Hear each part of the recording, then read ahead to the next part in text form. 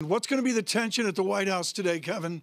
Well, I think there's a host of different issues. First and foremost, the continuing tension about the politics of the pandemic, how the president is going to be able, or try to rather, reset following a difficult summer as it relates to the pandemic. But then also on the looming battle just in a few weeks pertaining to the next round of economic stimulus. We heard from the president over the weekend in an interview with Fox News with regards to how he plans to negotiate the next round of economic stimulus and whether or not he's going to push as forcefully for a payroll tax cut, much to the potentially confusion of some folks on Capitol Hill. Kevin, what goes first in the policymaking process? Is it size or substance? Does size dictate substance, or does substance dictate size? What matters in Washington first up?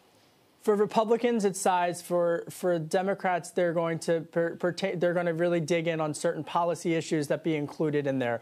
Here's why. Republicans are arguing that the price tag of the economic stimulus must be around about $1 trillion. They don't want to see it go more than that. Even some conservatives would like it to be significantly less. Democrats are saying that there needs to be much more financial assistance, not just for public workers, but also for folks who are not public workers and need some rent assistance as well. I mean, the pandemic is a pandemic. Do you judge, Kevin, that the size and scope and scale of case and death dynamics tilts this Washington debate?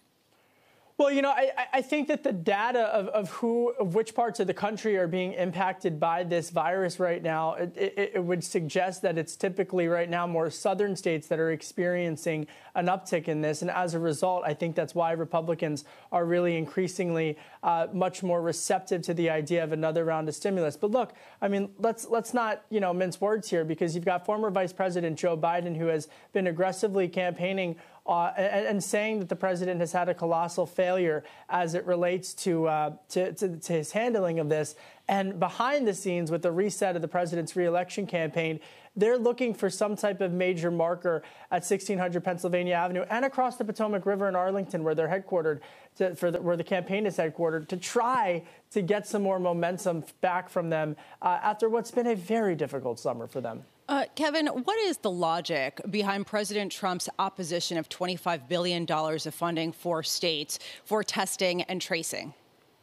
Well, I think in terms of the tracing, I think there's 2 points here. The first and the foremost is that they feel that by boosting there to be more access to testing, they'll be able to get more data. That's a position that's been bolstered by the likes of people like Dr. Deborah Birx, for example, who has been carefully advising Vice President Mike Pence, as well as the president on this particular matter.